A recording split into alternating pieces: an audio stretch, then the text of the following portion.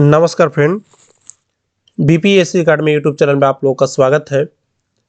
आज मैं आप लोगों के साथ एक मॉडल आंसर साझा करने वाला हूं फ्रेंड, और यह जो प्रश्न होने वाला है वह बीपीएससी जीएस पेपर 1 का प्रश्न है। और हम इसमें यह देखेंगे कि कैसे एक अच्छा उत्तर लिखा जा सकता है बीपीएससी के लिए और किन किन बातों का ध्यान रखना चाहिए। हालांकि बहुत दिनों से मेरे यूट्यूब चैनल पर वीडियो नहीं आ रहा था, तो इसके लिए करके मैं आप लोगों से माफ़ी चाहूँगा। तो हम यहाँ पर जो प्रश्न लाए हैं उसको एक एक चीज़ों को ध्यान से देखेंगे और देखेंगे कि क्या क्या बातें आपको इसमें ध्यान रखनी चाहिए ताकि आप ज़्यादा से ज़्यादा स्कोर कर पाए। क्योंकि मेरे यूट्यूब चैनल से जितने भी लोग जुड़े हुए हैं उसमें से अधिकांश लोग ऐसे होंगे जो कहीं पे आंसर राइटिंग करने नहीं जाते होंगे, या बहुत से ऐसे छात्र होंगे जो किसी कोचिंग इंस्टीट्यूट से नहीं जुड़े होंगे, तो उनको खास करके दिक्कत होती है। तो उनके लेकर के मैंने सोचा कि एक उनके साथ मॉडल आंसर साझा किया जाए।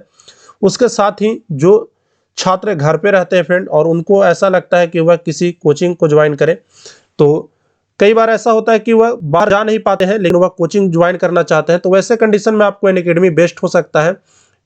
बेस्ट होने का कई कारण है। पहली बात तो यह है कि अनअकैडमी एक बहुत बड़ी प्लेटफॉर्म है और पटना के जितने भी बीपीएससी के टीचर हैं वह आपको अनअकैडमी पर देखने को मिल जाएंगे। जैसे कि आपको शशि शरण सर आपको जानते होंगे, पटना में यह पहले क्लास लेते थे, अभी अनअकैडमी से जुड़ गए हैं। जसवंत कुमार अभी करेंट अफेयर के लिए नए हैं, तो यह करेंट अफेयर आपका पढ़ाएंगे। अभी जो बीपीएससी के लिए अनअकैडमी पर जीएस पेपर 1 का एक बैच शुरू किया गया है 11 फरवरी से, तो आप चाहें तो इसको ज्वाइन कर सकते हैं। क्योंकि अभी फ्रेंड जितना बीपीएससी पर अनअकैडमी फोकस किए हुए हैं, शायद ही कोई ऐसी इतनी बड़ी कंपनी होगी वह बीपीएससी के लेकर के ध्यान दे रही होगी। क्योंकि जितने भी क्लासेस हैं, जितने भी इंस्टीट्यूट हैं या जितने भी ऑनलाइन टीचिंग के प्लेटफॉर्म हैं, वह मुख्य रूप से यूपीएससी पर ध्यान देती है। लेकिन अभी अनअकैडमी बहुत ध्यान दी हुई है बीपीएससी पे, बहुत से अपने टीचर को अपने प्लेटफॉर्म पे जगह दिया है। तब चाहे तो इस कोर्स को ज्वाइन कर सकते हैं। अभी ऑफर भी चल रहा है फ्रेंड। अगर आप 12 महीने का सब्सक्रिप्शन लेते हैं अनअकैडमी का, तो 2 महीने का आपको सब्सक्रिप्शन एक्स्ट्रा फ्री मिलता है। और आपको ध्यान देना है, यह आपको 12 महीने से प्लस का सब्सक्रिप्शन लेंगे तभी आपको यह 2 महीने फ्री मिलेगा। इस पे साथ में अगर आप कोई रेफरल कोड लगाते हैं तो आपको 10% का ऑफ मिल जाएगा। जिससे आप अगर कन्हैया 10 रेफरल कोड के रूप में यूज करते हैं, मैं नीचे यह दे दूंगा, वहाँ पे स्पष्ट रूप से आप देख पाएंगे। कन्हैया 10 अगर रेफरल कोड के रूप में यूज करते हैं तो आपको 10% का मिनिमम डिस्काउंट मिलेगा। उसके साथ कई बार ऑफर चलते रहते हैं, तो 15 से 20% तक का भी आपको डिस्काउंट देखने को मिल जाएगा। इसके साथ ही कन्हैया 10 के जगह आप कोई भी रेफरल कोड लगा सकते हैं फ्रेंड। लेकिन अगर आप मेरा रेफरल कोड यूज करते हैं तो मेरे इस रेफरल कोड से जो भी अर्निंग होगी महीने के लास्ट में मैं कोशिश करूंगा कि इससे किसी एक लड़के का मैं अनअकैडमी का बीपीएससी का पास बाय करूं। तो आप कोशिश कीजिएगा कि आप इसी रेफरल कोड को यूज करें, क्योंकि उस अर्निंग से मैं किसी का मदद कर सकता हूं। तो चलिए अब हम अपने वीडियो की ओर आते हैं। तो सबसे पहले हमें यह ध्यान देना चाहिए फ्रेंड, जो मुख्य चीजें हैं वह क्या है। आप जब भी आंसर राइटिंग का प्रैक्टिस करें तो आप यह ध्यान दीजिएगा कि आप इसी प्रकार के पेज या कॉपी पर करें। अगर आपके पास ऐसा नहीं है तो आप यह ध्यान दें कि आपकी इस साइड और इस साइड कुछ गैप होना चाहिए। यह होता है आंसर राइटिंग करने का तरीका। यानी कि आप इधर भी कुछ स्थान छोड़ दें और आप इधर भी कुछ स्थान छोड़ेंगे। जो आपका आंसर राइटिंग होगा वह बीच में होगा यहाँ पे। नहीं तो आप कोशिश कीजिएगा कि आप इसी प्रकार के मतलब पेज पर लिखें। और उसके बाद जो दूसरी ध्यान देने वाली चीज है वह है कि आपको प्रश्न को ध्यान से पढ़ना है और आपको ध्यान यह देना है कि प्रश्न में आखिर पूछ क्या रहा है, क्या इसका डिमांड है। डिमांड के अनुसार ही आपको लिखना है। बहुत ज्यादा उसमें एक्स्ट्रा आपको लिखने की जरूरत नहीं है। जो चीज पूछ रहा है वही लिखिए और उल जुलूल बातें करने से बचे। क्योंकि कई बार ऐसा होता है फ्रेंड कि शुरुआती दौर में जब लोग पढ़ते हैं और उनको जो भी याद आता है बस वो लिखते जाते हैं, तो ऐसा नहीं है। जैसे यहाँ पे आप समझने की कोशिश कीजिए, 1857 की क्रांति में वीर कुंवर सिंह के योगदान का वर्णन करें। सिंपल सा प्रश्न है, बस यहाँ पर यह पूछ रहा है कि वीर कुंवर सिंह ने 1857 के क्रांति में क्या योगदान दिया था, उसके बारे में बस आपको बताना है। तो यहाँ पे आपको बहुत ज्यादा मतलब ये नहीं करना है कि 1857 कैसे, 1857 के क्रांति में यूपी में क्या था, ये सब आपको बात नहीं करना है। बहुत ज्यादा आपको इसमें डेप्थ नहीं जाना है। बस आपको यह बताना है कि वीर कुंवर सिंह का योगदान क्या था। तो आपको पता होगा कि कोई भी आंसर को 3 तरह से लिखा जाता है, 3 भागों में बांट करके। पहला तो वह होता है इंट्रोडक्शन का पार्ट। इंट्रोडक्शन आप कम लाइनों में और इफेक्टिव लिखें और ऐसा इंट्रोडक्शन लिखने का कोशिश करें जिससे एग्जामिनर को यह पता चले कि उसको आगे क्या मिलने वाला है। जैसे उसको मेन बॉडी में क्या मिलने वाला है वह आप इंट्रोडक्शन में लिखने का कोशिश करेंगे। दूसरा होता है मेन बॉडी। मेन बॉडी में आप सारे चीज़ों को डिस्क्राइब करेंगे, जो भी यहाँ पे आप मतलब बताने वाले थे इंट्रोडक्शन में, जो अपेक्षा थी एग्जामिनर को, वो आप कोशिश करेंगे कि मेन बॉडी में अच्छे तरीके से डिस्क्राइब करें। उसके बाद नेक्स्ट आपका कैलकुलेशन होगा। कैलकुलेशन आपको कम शब्दों में और इफेक्टिव कैलकुलेशन लिखना है। इफेक्टिव कैलकुलेशन कब होगा फ्रेंड? जब हमारा दृष्टिकोण होगा वह मतलब निगेटिव, हमारा दृष्टिकोण कभी नहीं हो सकता है। कई बार ऐसा होता है कि हम अपना दृष्टिकोण निगेटिव रख देते हैं, तो ऐसा नहीं आपको करना है।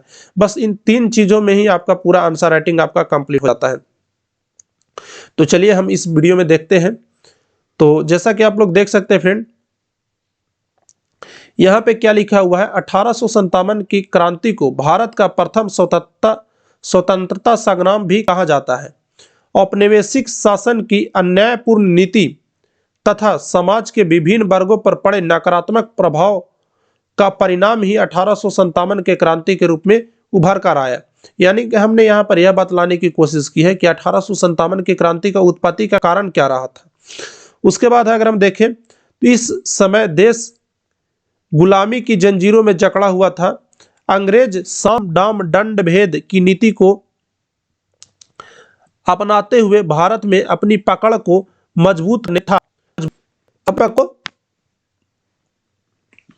मजबूत बनाने में लगे हुए थे तथा उनकी एक मंशा थी कि वह किसी प्रकार से भारत में स्थापित भारतीय शासन को तबाह करते हुए ज्यादा से ज्यादा क्षेत्रों पर अपनी शासन व्यवस्था को स्थापित कर सके। और क्योंकि सोने की चिड़िया कहे जाने वाली इस भारत की भूमि पर अपने मर्जी अनुसार से वह लूट सके, क्योंकि उस समय का जो पता होगा, लॉर्ड डलहौजी के शासन काल में राज हड़प नीति लाई गई थी और कई ऐसे राज्य थे जिनको हड़प लिया गया था। तो हमने इस पैरा के अनुसार से यह समझाने की कोशिश की है कि आखिर 1857 के क्रांति का मुख्य कारण क्या था।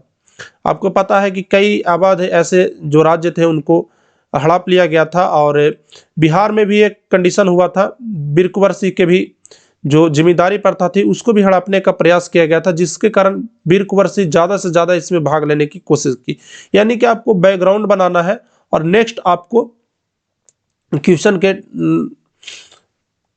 मुख्य भाग पे जाना है।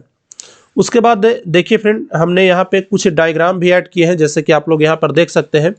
हमने यहाँ पे एक डायग्राम ऐड किया है जिसमें हमने यह बताया है कि बिहार में हुई क्रांति के 3 चरणों में बांटा जा सकता है।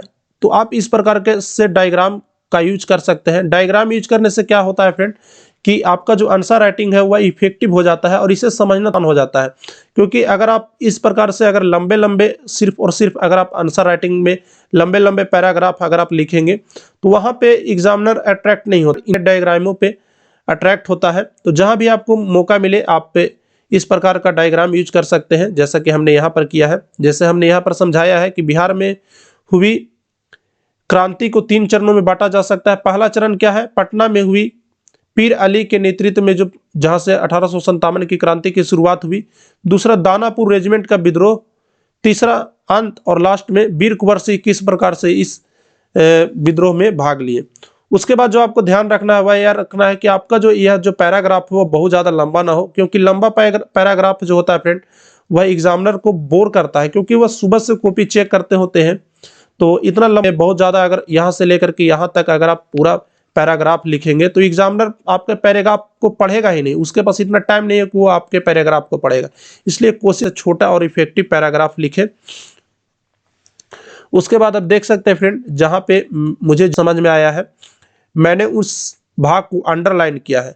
ऐसे आप भी अंडरलाइन कर सकते हैं या ईपीएस पे ऐसा कर सकते हैं। बहुत से ऐसे लोग कहते हैं कि आप नहीं कर सकते, लेकिन आप कर सकते हैं। जैसे कि हमने यहाँ कि जिसका सूरज अभी अस्त नहीं हुआ था, ये वाला अंडरलाइन देखिए, इसको मैंने अंडरलाइन किया है क्योंकि जब 1857 की क्रांति हुई थी तो 80 वर्ष की अवस्था में बीर कुंवर सिंह अंग्रेजों के सामने लड़े थे, और अंग्रेजी शासन व्यवस्था को ऐसा कहा जाता था कि जिस भी सामने वह लड़ा हमेशा उसको जीत ही प्राप्त हो रहा था। यानी कि वह अपने शक्ति के चरम स्पर्श पर था, और ऐसा कहा जाता था कि अंग्रेजों का सूरज कभी अस्त नहीं होता है। तो इस लाइन को मैंने यहाँ पर कोड करने की कोशिश की, जिससे हमारा आंसर राइटिंग है वह थोड़ा इफेक्टिव लगे और थोड़ा यह इंटरेस्टिंग लगे, और एग्जामिनर है वह हमारे आंसर राइटिंग से प्रभावित हो। उसके बाद हमने यहाँ पे देखिए 1857 के क्रांति में बीर कुंवर सिंह के नेतृत्व वाला जो बात है उसको थोड़ा अंडरलाइन कर दिया है, ताकि एग्जामिनर जब भी आए तो उसको यहाँ पे पता चल सके कि हाँ हमने यहाँ से नेतृत्व की बातें को लिखना शुरू किया है। तो आप भी ऐसा कर सकते हैं, जहाँ से आपको लगे तो आप इस प्रकार से अंडरलाइन कर सकते हैं या कोई भी आप निशान दे सकते हैं, जिससे एग्जामिनर को पता चले। हालांकि कोशिश यह कीजिएगा कि निशान ज़्यादा भद्दा ना हो। देखिए फ्रेंड, यहाँ पे हमने जितने भी पैराग्राफ लिखे हैं वह कितने शॉर्ट पैराग्राफ है। ऐसे पैराग्राफ को एग्जामिनर को भी पढ़ने में अच्छा लगता है और देखने में भी बहुत खूबसूरत लगता है। यहाँ पे देखिए हमने 3-3, 4-4 लाइन का ही पैराग्राफ लिखा है। उसके प्रकार से आप यह भी ध्यान देने की कोशिश करेंगे कि आप आंसर राइटिंग में बेफजूल की बातें ऐड ना करें, यहाँ वहाँ की बातें कम से कम हो सके।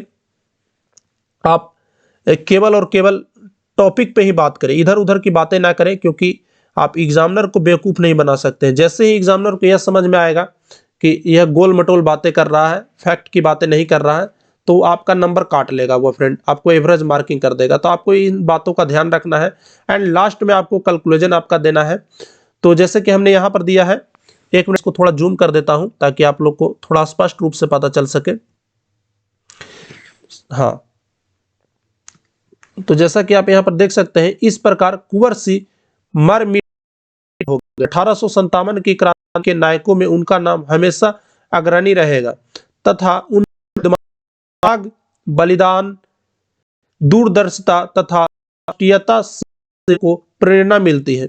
देखिए ये लाइन है वो सारे लिखेंगे, ये लाइन सारे लोग लिखेंगे, लेकिन यह जो लाइन है जैसे उनमें भी त्याग, बलिदान और उनकी जो सोच को प्रभावित करे, जिनका मुख से आगे चल करके ये राष्ट्रीय युद्ध किया गया है, जिससे भारतीय आंदोलन प्रभावित रहा है, यहाँ पे हमने कोट करने का कोशिश किया है। अभी ऐसी चीजें हैं जिसका आप अपने आंसर को इफेक्ट बना सकते हैं। तो ये मेरी एक वीडियो थी फ्रेंड। आगे आपको और अगर डाउट होता तो आप कमेंट कर और वीडियो में काफी की कोशिश की है, इसको मैं और अच्छे से डिस्क्राइब कर सकता था। तो आपको ये वीडियो अच्छा लगा हमें जरूर, और चैनल को भी सब्सक्राइब कर लीजिए। अगर जुड़ना चाहते हैं तो जुड़ जाइए, बहुत अच्छा प्लेटफॉर्म। और मैं इसका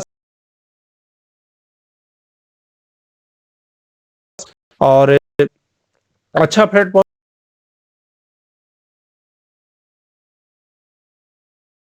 शेयर कर दिया जाएगा। तो बस चैनल को सब्सक्राइब कर आप हमारे साथ जुड़ सकते हैं इसी प्रकार के वीडियो के लिए।